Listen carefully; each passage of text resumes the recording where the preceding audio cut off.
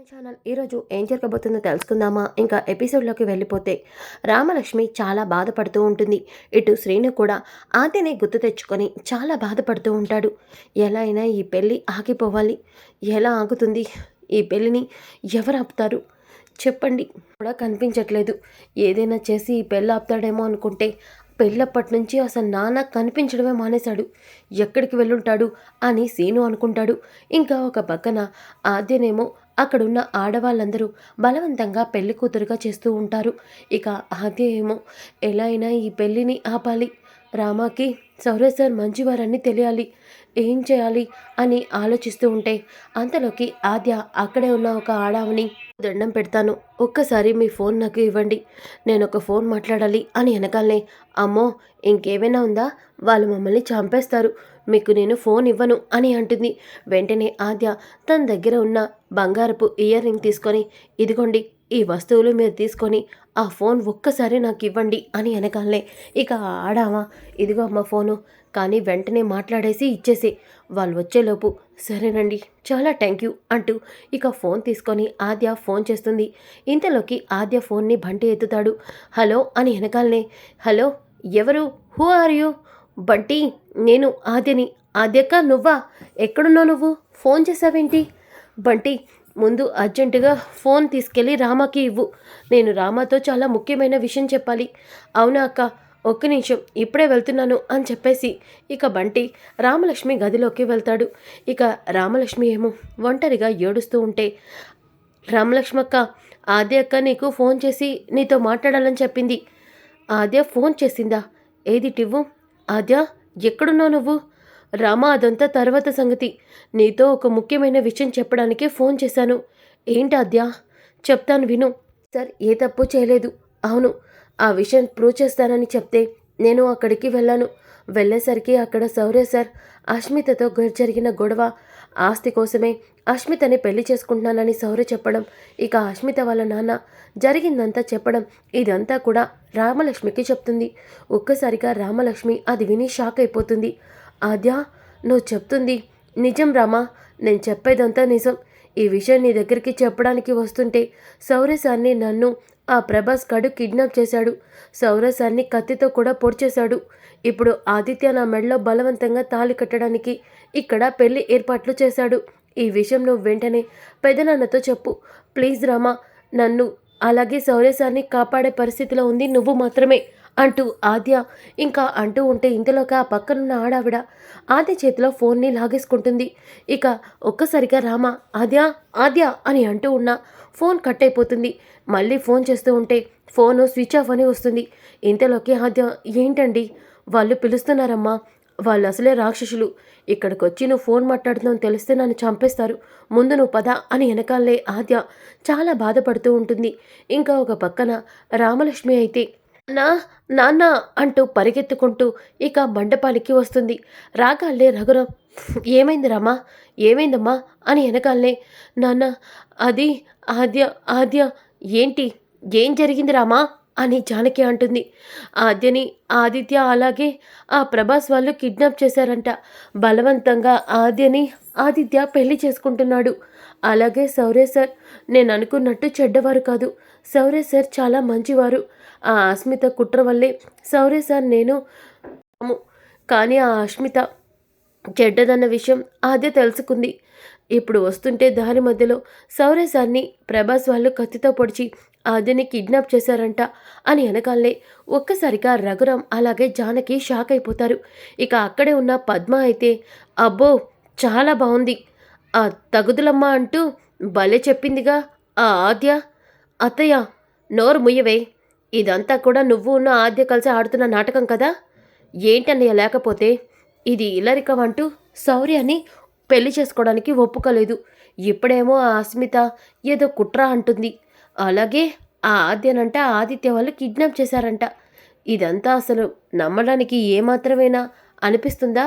కావాలని ఈ పెళ్ళి ఆగిపోవాలనే రామలక్ష్మి ఇలా అబద్ధాలు చెప్తుంది అని వెనకాలనే ఒక్కసారిగా రామలక్ష్మి అత్తయ్య నేను చెప్పేది నిజం, నిజంగానే ఆద్య ప్రమాదంలో ఉంది, సౌర్య సార్ కూడా ఇప్పుడు ప్రమాదంలో ఉన్నారు, దయచేసి నా మాట వినండి అత్తయ్య అని అంటూ ఉంటే అప్పుడే అక్కడికి సీను వస్తాడు.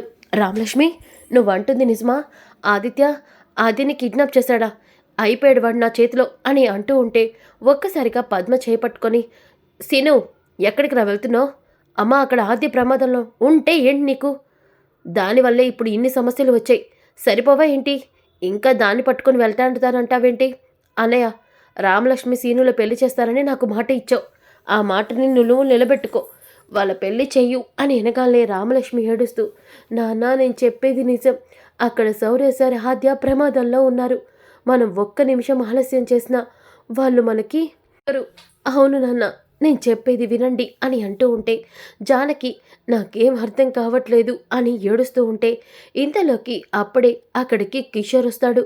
ఒక్కసారిగా అక్కడ ఉన్న అందరూ కూడా కిషోర్ గారు, కిషోర్ గారు అని అంటూ ఉంటే ఇక రఘురాం, కిషోర్ గారు, అన్నయ్య మీతో ఒక విషయం చెప్పాలి నేను. ఆద్య ఎక్కడ, ఆద్య ఎక్కడ అని వెనకాలనే, ఆద్య లేదు బాబాయ్, ఆద్యని ఆదిత్య వాళ్ళు కిడ్నాప్ చేశారు అని అంటూ ఉంటే ఒక్కసారిగా కిషోర్ షాక్ అయిపోతాడు. ఆ రాక్షసుడిని ఎట్టి పరిస్థితిలోనూ ఆద్య పెళ్లి చేసుకోకూడదు.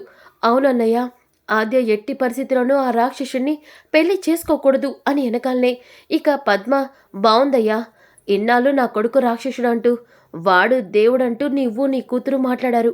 ఇప్పుడు వాడు రాక్షసుడయ్యాడా? నా కొడుకు పెళ్ళవుతుంటూ ఉంటే, పెళ్ళేంటి, రామలక్ష్మికి నా కొడుకుకి పెళ్లి చేయాలనుకున్నాం అని పద్మ అంటూ ఉంటే ఒక్కసారిగా ఈ పెళ్లి జరగకూడదు. ఆద్య సీనుని ప్రాణం కంటే ఎక్కువగా ప్రేమించింది. సీను కూడా ఆద్యని ప్రేమించాడు. అలాంటప్పుడు వాళ్ళ పెళ్లి చేయకుండా వీళ్ళ పెళ్లి ఎలా చేస్తారు? కిషోర్ గారు, మీరే కదా ఈ పెళ్లి ఇష్టం లేదన్నారు అని జానకి అంటుంది. లేదు, అప్పుడు నేను అక్కడ ఉన్న పరిస్థితులు బట్టి ఆదిత్య మంచివాడనుకున్నా. కానీ ఆ ఆదిత్య వాళ్ళ నాన్న నిజ స్వరూపం నాకు ఆ రోజే తెలిసింది, నన్ను వాళ్ళు చెరువులో తోసేసినప్పుడు అని వెనకాలనే ఒక్కసారిగా అందరూ షాక్ అయిపోతారు. ఇక రఘురాం, ఏం మాట్లాడుతున్నారు కిషోర్ గారు? అవును రఘురాం గారు, సీను నన్ను చెరువులో తోయటం నాతో గొడవ పడ్డాడు. ఈ విషయం నేను ఆదిత్య శేషితో చెప్తే వాళ్ళు నన్ను నదిలో తోసేసి సీనుని నా చావుకి హంతకుని చేస్తాను అన్నారు. నేను ఒప్పుకోలేదని బలవంతంగా నన్ను వాళ్ళు పైనుంచి తోసేస్తే అప్పుడే సీను వచ్చి నన్ను కాపాడబోయాడు. కానీ సీను వల్ల కాలేక నేను నదిలో పడిపోయాను.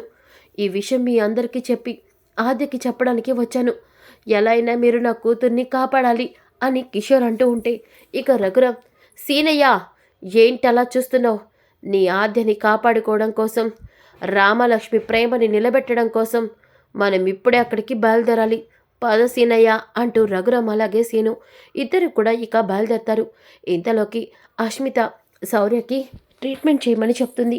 ఇక డాక్టర్ శౌర్యకి ట్రీట్మెంట్ చేస్తూ ఉంటే ఒక్కసారిగా అష్మిత చాలా ఏడుస్తూ ఉంటుంది.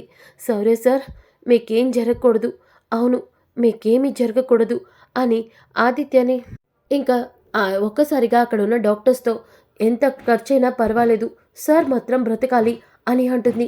ఇక డాక్టర్ సరే అని అంటారు. ఇంతలోకి అష్మిత వాళ్ళ పేరెంట్స్, అష్మిత ఫ్రెండ్స్ అక్కడికి వస్తారు. బేబీ నువ్వేంటి హాస్పిటల్లో ఉన్నావు, ఏమైంది బేబీ అని అంటూ ఉంటే, డాడ్ సార్ శౌర్య సార్కి నేను వచ్చేసరికి ఎవరో కత్తితో పొడిచి ఉన్నారు అని అంతా చెప్తుంది. ఆ స్టూపిడ్ కోసం ఇంకా నువ్వు ఇంత టైం వేస్ట్ చేయొద్దు బేబీ, ఇక్కడి నుంచి వెళ్దాం పదా. డాడీ మీరేమైనానండి, నాకు ఆస్తి వద్దు, ఏమీ వద్దు, శౌర్య సరే నాకు ముఖ్యం, శౌర్య సరే నాకు కావాలి, ఆయనతో కలిసి ఉండడమే నాకు ముఖ్యం. బేబీ వాడు అందరి ముందు నీ గురించి ఎలా మాట్లాడాడో విన్నావు కదా. మనసులో ఆ రామలక్ష్మి మీద అంత ప్రేమ పెట్టుకున్న ఆ శౌర్య నీతో ఎలా ప్రేమిస్తాడు, నీతో ఎలా లైఫ్ లాంగ్ ఉంటాడనుకుంటున్నావు? డాడీ శౌర్య సార్ లైఫ్ లాంగ్ నాతోనే ఆ రామలక్ష్మి మీద చూపించే అంత ప్రేమని నా మీద చూపిస్తాడు. అవును డాడీ, ఏమంటున్నావు బేబీ? అవును సార్, ఈ పొజిషన్లో దొరకడం నిజంగా నా అదృష్టం. ఏం మాట్లాడుతున్నావు బేబీ? డాడీ ఈ అష్మిత ఈసారి చేయబోయేది చాలా పెద్ద ప్రయోగం. అవును, దీంతో శౌర్య సార్ లైఫ్ లాంగ్ ఆ రామలక్ష్మిని ఎలా అయితే ప్రాణం కంటే ఎక్కువగా ప్రేమిస్తున్నారో అలా ఆ ప్రేమని నా మీద చూపిస్తారు. ఆ రామలక్ష్మిని శాశ్వతంగా శౌర్య సార్ జీవితంలో లేకుండా చేస్తాను. ఏంటి బేబీ నువ్వంటుంది? అవును డాడీ అని అస్మిత ఏదో విషయాన్ని చెప్తూ ఉంటుంది. ఒక్కసారిగా ఆ మాట విన్న అతను షాక్ అవుతాడు. బేబీ అలా చేస్తే రూల్స్కి వ్యతిరేకం, కానీ నేను అదే చేస్తాను డాడీ. సౌరసాన్ని దక్కించుకోవడం కోసం ఆ పని చేస్తాను అని అంటుంది. ఇంకా ఒక పక్కన ఆద్యనేమో బలవంతంగా ఆదిత్య తాళి కట్టడానికి పక్కన కూర్చోబెట్టుకుని మంత్రాలు చదువుతూ ఉంటే ఇక ప్రభాస్, అమ్మయ్య, ఇక నా పని అయిపోయినట్టే. ఈ ఆద్య పెళ్ళి వీడితో జరిగితే ఆ రఘురాం చచ్చేంత వరకు తప్పు చేశానని కుమిలిపోతూ ఉంటాడు. అలాగే ఆ సీనుగాడు కూడా ప్రేమ ఫెయిల్ అయిందని ఏడుస్తూ ఉంటాడు. ఒక్క దెబ్బతో అందరి మీద పగ తీర్చేసుకున్నా హ్యాపీగా ఉంటాను. ఆద్య జీవితాంతం వాళ్ళ నాన్నని చంపిన వాడితోనే లైఫ్ లాంగ్ బతకాలి. ఇవన్నీ నాకెంత ఆనందంగా ఉన్నాయో అని ప్రభాస్ ఇంకా అనుకుంటూ ఉంటే ఇంతలోకి శేషు, ఏంటి అలా చూస్తున్నావు? ఏం లేదు సార్, నాకు ఇవ్వాల్సిన అమౌంట్ నాకు ఇస్తే నేను వెళ్ళిపోతాను. మీరు అనుకున్నది జరిగింది కదా, అప్పుడే నీతో మాకు పని ఎలా అయిపోయింది అనుకుంటున్నావు అని వెనకాలనే ఒక్కసారిగా ప్రభాసు, అదేంటి సార్, ఇంకా నాతో ఏం పనుంది? ఏం పనుంది ఉంటావేంటి? నీ దగ్గర ఉన్న ఆ వీడియోని కూడా మాకు ఇచ్చేస్తే ఓ పని అయిపోతుంది. వీడియోనా? వీడియో ఏంటి అని వెనకాలనే ఇక ఆదిత్య, డాడీ వీడియో ఏంటి? నాకేం అర్థం కావట్లేదు రే. ఒరే నా కొడకా, నువ్వు ఇలా అమాయకుడు కాబట్టి ఈ ఆద్య సీనయ్య నిన్ను ఇన్ని రోజులు ఏడిపించింది. కానీ ఈ శేషు నాగుపాము లాంటివాడు, ఎవరినైనా ఇట్టే కనిపెట్టేస్తాడు. ఏంట్రా అలా చూస్తున్నావు? ఆ రోజు ఆద్య వాళ్ళ నాన్నని నేను ఆదిత్య చెరువులోకి తోసినప్పుడు వీడియో తీసింది నువ్వే కదా అని వెనకాలే ఆద్య ఒక్కసారిగా, ఆదిత్య, నాన్నని లోయలోకి తోసింది మీరా అని వెనకాలనే ఇక శేషు, అంతా తెలిసిపోయాక ఇంకా ఎందుకురా ఆద్య ముందు డ్రామాలాడటం? అవును, ఆ సీనుగాడి మీద నీకు అసహ్యం రావటానికి మేమే నేలలో తోసి ఆ సీనుగాడి మీద నెట్టేశాము. ఆ దెబ్బతోనైనా నువ్వు ఆదిత్యని పెళ్లి చేసుకుంటావనుకున్నావు. కానీ నువ్వు పెళ్లి చేసుకోవడానికి ఆ రఘురాం ఒప్పుకోలా. అందుకే ఈరోజు నీ పెళ్లి చేసి నిన్ను శాశ్వతంగా అమెరికా తీసుకెళ్ళిపోతాం అని శేషు అంటాడు. ఇక ఆద్య ఒక్కసారిగా, ఆదిత్య, ఛీ, నాన్న నిన్ను ఇంత నమ్మారు, అలాంటి నాన్నని చంపాలి అనుకున్నావా? నిన్ను చూస్తుంటేనే అసహ్యం వేస్తుంది అని ఆద్య బాధపడుతూ ఉంటుంది. ఇంకా సీను నాన్న మాటల్ని తలుచుకుంటుంది. ఇంతలోకి ప్రభాసు మెల్లిగా అక్కడి నుంచి వెళ్ళిపోదాం అనుకుంటూ ఉంటే, ఏంట్రా పారిపోదాం అనుకుంటున్నావా? వీణ్ణి పట్టుకోండ్రా అని వెనకాలే, ఏంట్రా నన్నే పట్టుకుంటున్నారేంటి? నేను మీకు డబ్బులిచ్చాను, కానీ మాకు నువ్విచ్చిన డబ్బుల కంటే ఆయన డబ్బులు ఇచ్చాడు అని వెనకాలనే ఇక శేషు, ఏంటి నువ్వు వీళ్ళని డబ్బుతో తెచ్చావు, కానీ నేను డబ్బుతో వీళ్ళని కొనేశాను. అవునరా, ఆ రోజు నేను ఆ నెంబర్ నీకు ఇచ్చినప్పుడే నీ ఫ్రెండ్ మొహంలో తడబాటు చూశాను.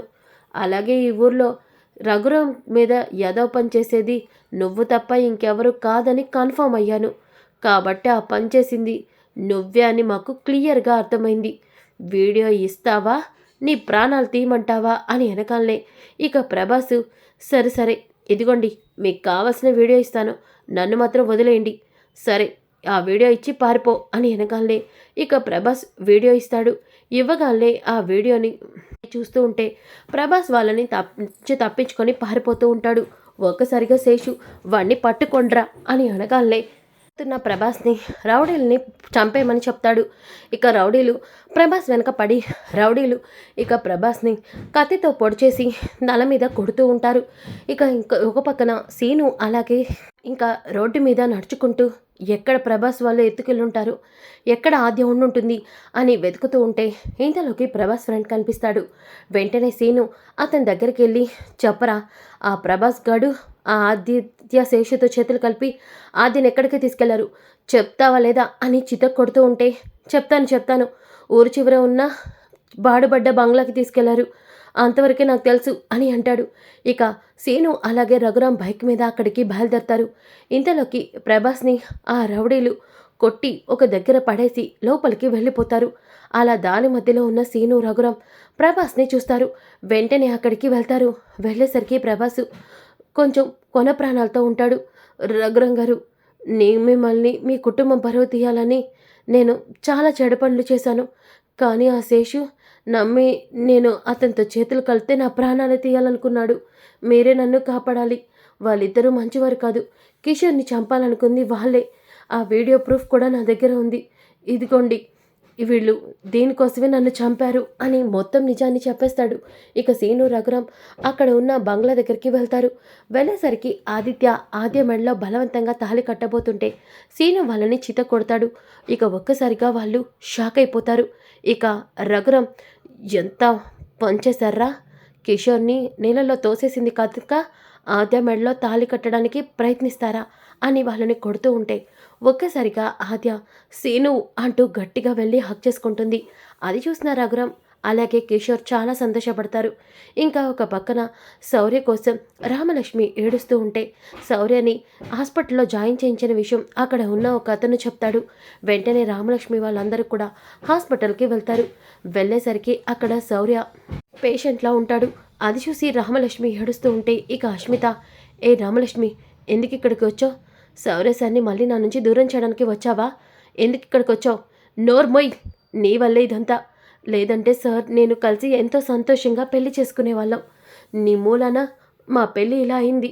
మర్యాదగా ఇక్కడి నుంచి వెళ్ళవే అని అందరూ కూడా ఇక అస్మితని తిడుతూ ఉంటే అస్మిత, సార్ కళ్ళు తెరిచే వరకు నేను ఇక్కడి నుంచి వెళ్ళను. సార్ అలా ఉంటే నేనే ఇక్కడ తీసుకొచ్చి హాస్పిటల్లో జాయిన్ చేయించాను అని అస్మిత అంటూ ఉంటే అప్పుడే డాక్టర్ పేషెంట్కి స్పృహ వచ్చింది అని అంటూ ఉంటారు. ఒక్కసారిగా రామలక్ష్మి అందరూ కూడా లోపలికి వెళ్తారు. ఇక అస్మిత మనసులో నవ్వుకుంటుంది.